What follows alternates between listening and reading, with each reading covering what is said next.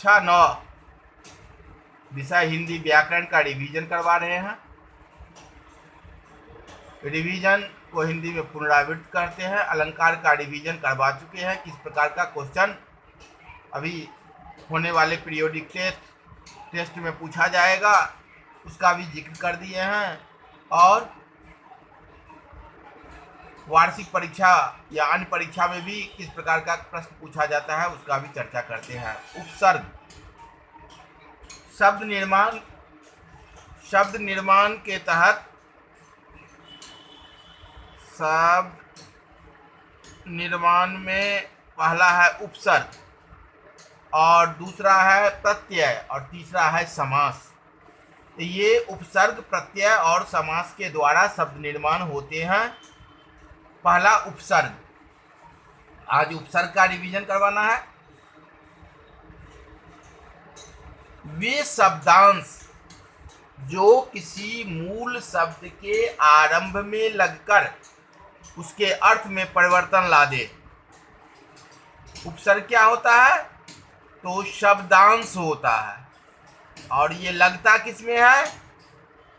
तो मूल शब्द के आरंभ में, यानी मूल शब्द से पहले वह जुड़ जाता है और शब्द के अर्थ में परिवर्तन ला देता है।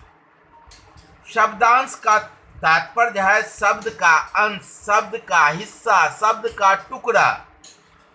और मूल शब्द का अर्थ है वैसा शब्द जिसका कि कोई अर्थ हो।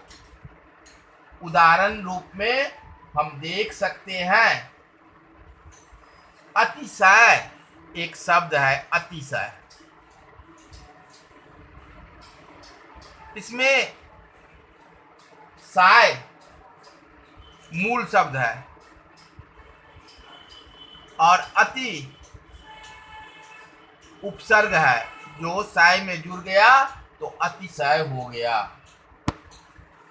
अतिरिक्त,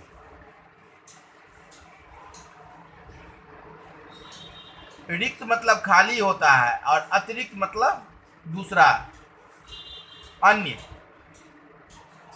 तो अर्थ में परिवर्तन ला देता है। साय माने सैकड़ा, अति मतलब अधिक, लेकिन अतिशय माने बहुत अधिक। तो इस प्रकार वे शब्दांश जो किसी मूल शब्द के आरंभ में लगकर उसके अर्थ में परिवर्तन ला दे। आरंभ में या शुरू में या आगे में उपसर्ग लगता है और परिवर्तन शब्दों में लाता है। जैसे अति का अधिक और परे दोनों होता है। अनु का अर्थ होता है पीछे और अनु का अर्थ होता है समान।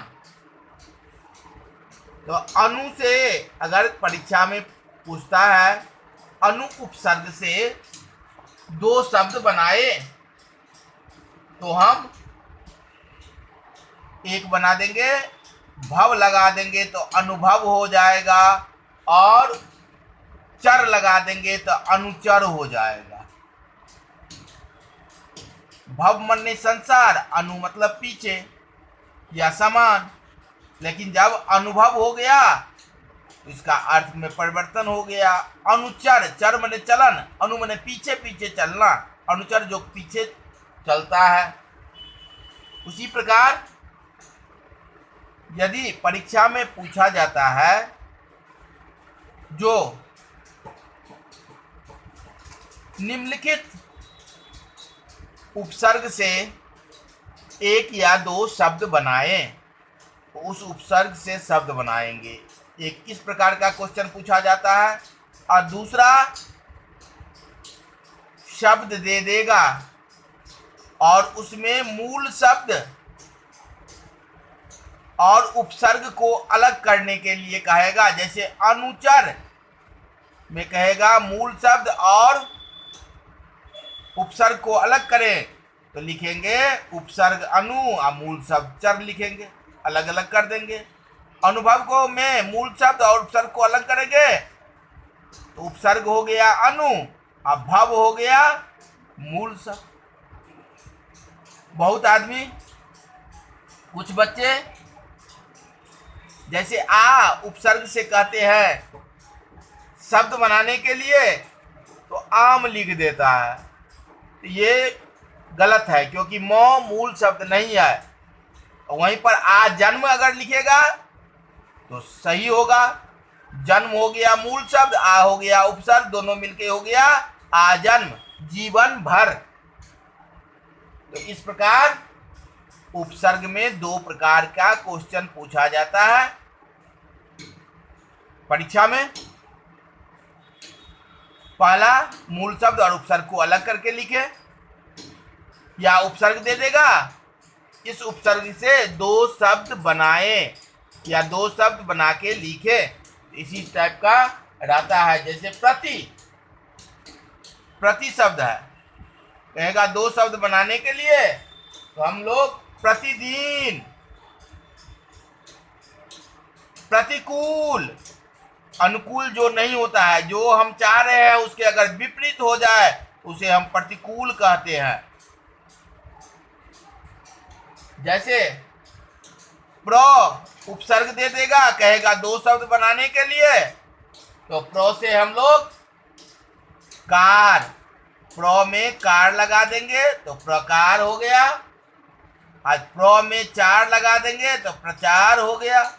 इस प्रकार हम उपसर्ग का रिवीजन किए हैं और कल